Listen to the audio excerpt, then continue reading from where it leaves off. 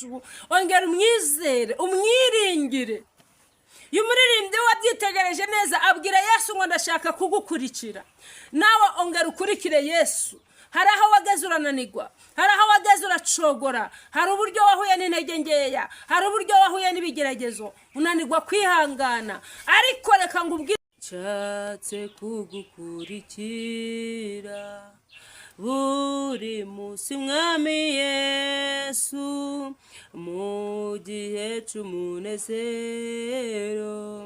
ndetse no mu mubabaro, ubwo watubanjirije tuje tugukurikiye, tuzi rwose kuri hafi yo kutugeza mu ijuru.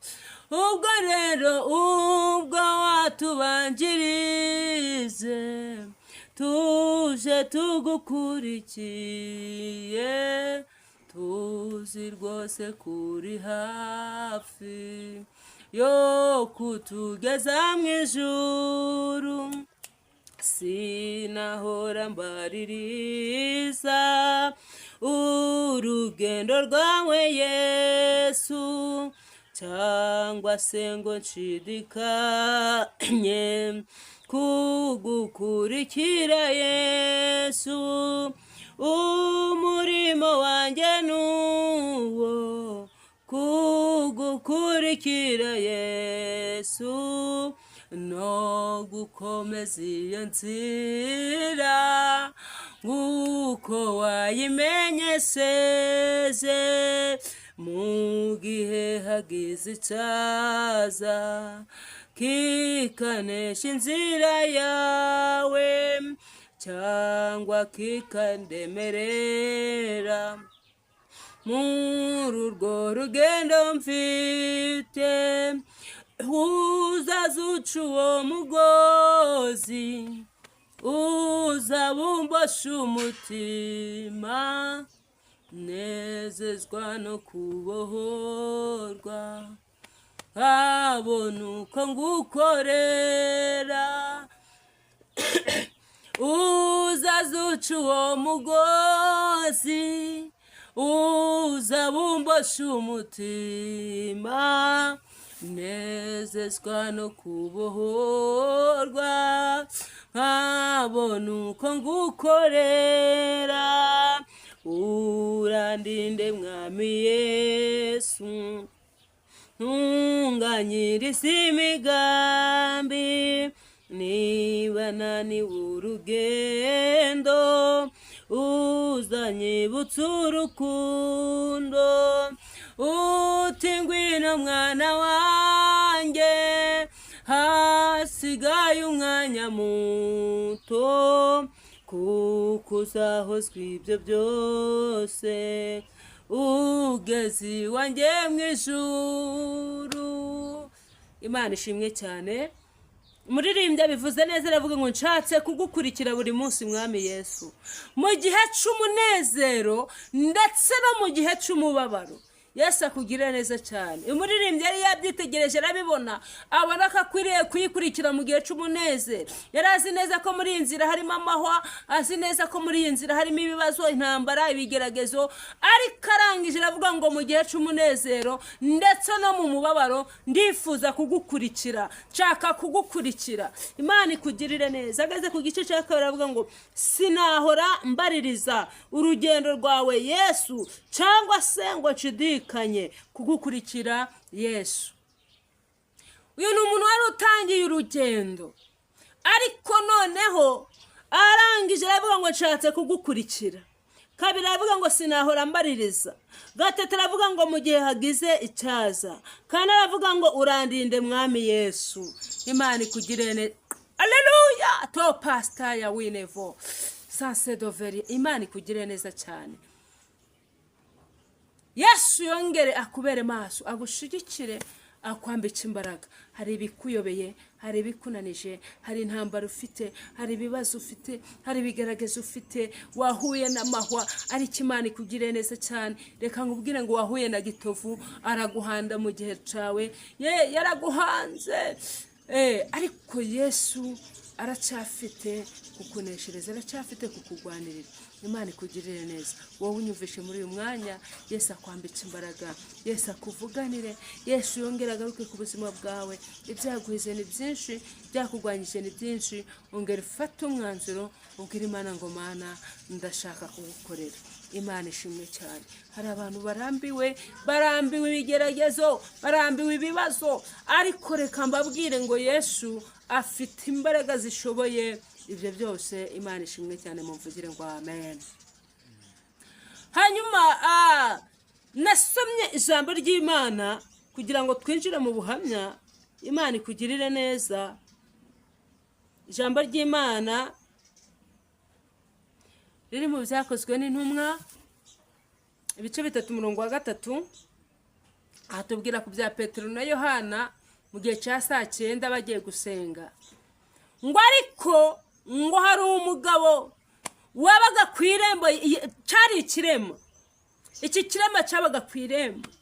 Ngo uko bwacaga nuko bukeye cyarahekwaga kikazanwa ku irembo. Umunsi umwe rero Petero na Yohana mu gihe cya 9 bagiye gusenga, ngo nuko iki kirema kirababona ngo kirabasaba. Ngo kimaze kubasaba barakibwira ngo ifeza n'izahabu nabyo dufite, ariko icyo dufite turakiguha. Bahita bamubwira ngo nabarebe. Ngo arangije arabareba, bahanga amaso nawe. Ngo nuko Imana ikugirire neza. Ngo Petero aramubwira ngo ifeza n'izahabu ntabyo mfite, ariko icyo mfite ndakiguha. Arangije aramubwira ngo haguruka ugende. Iki kirema bagifashe ukuboko baragihagurutsa biremera.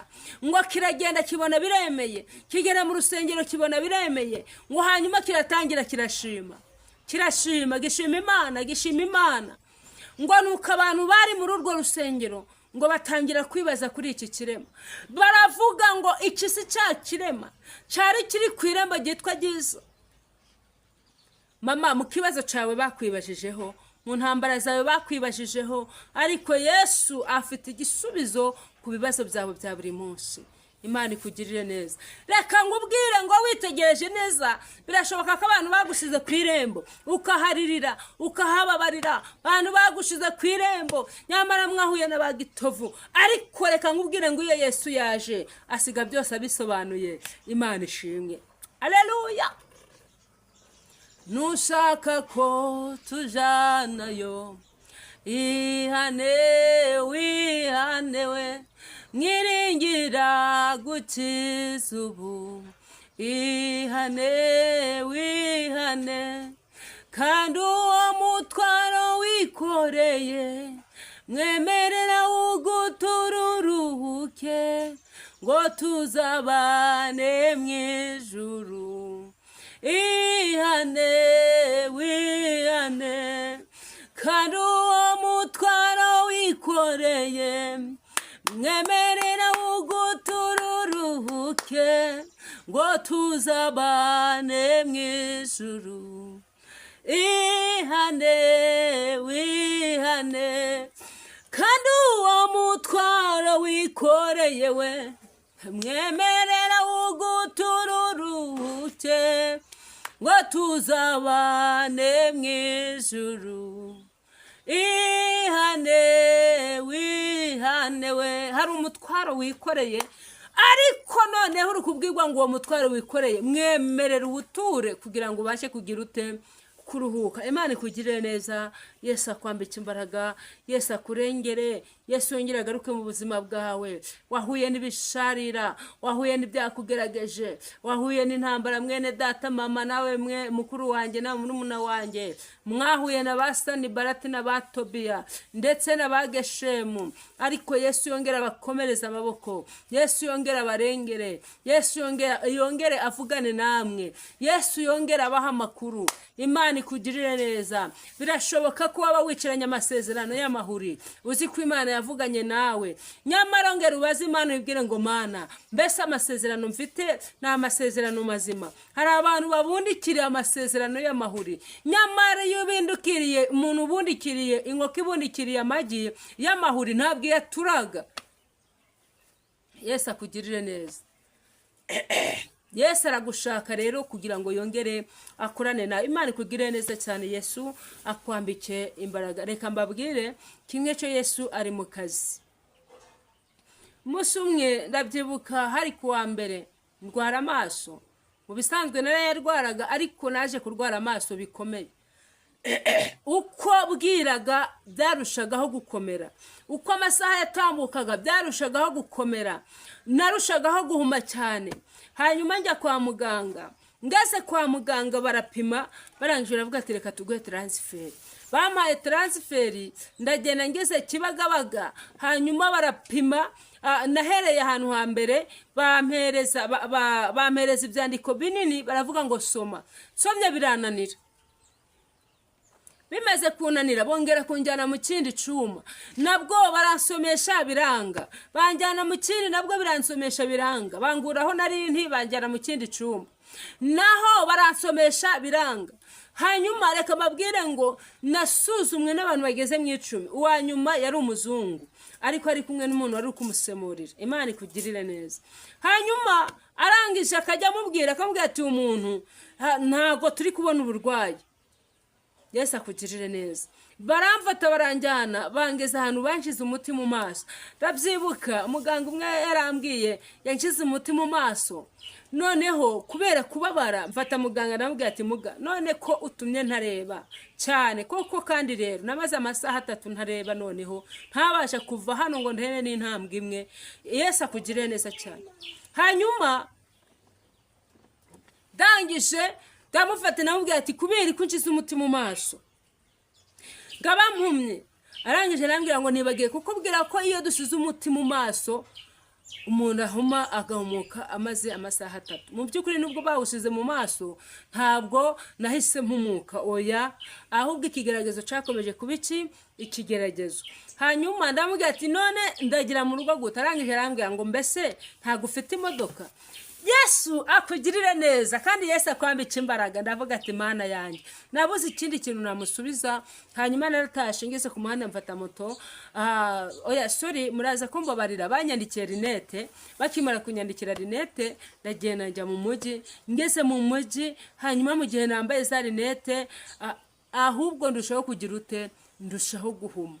Ngenda ndi gukubita imikingo, ariko ndashimira Yera yakomeje kubana nanjye, yakomeje kuba mu ruhande rwanjye, yakomeje kuba mu ruhande rwawe. Yesu akugire neza cyane. Nyamara ntabwo nari nagasobanukirwa iyi mpamvu y'amaso. Narasenga nkabwira Imana ngo Mana, aya maso azicumweru kimwe, aya maso aje bigatuma mpuma ku buryo umuntu yabasha kunyobora, bimeze biti?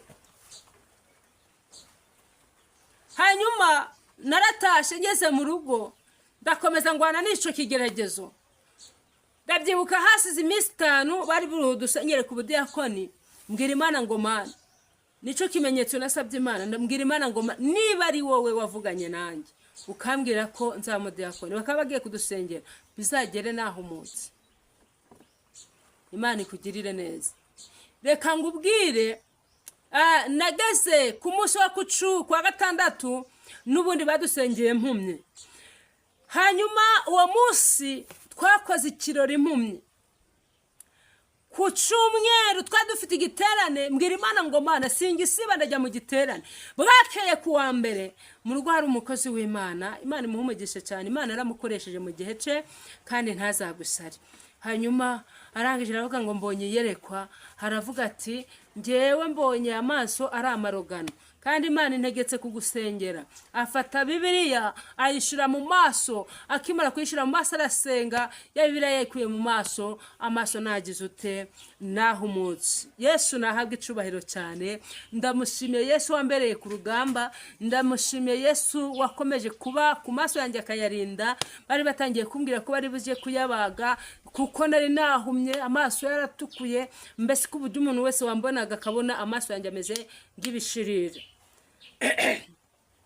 Ariko ndashimira Imana yakomeje kuba mu ruhande rwanjye. Ndashimira Imana yakomeje kuba mu ruhande rwanjye. Reka ngubwire ngo nuko iki kirema ngo kibonye Petero na Yohana ngo kirabasaba. Haleluya.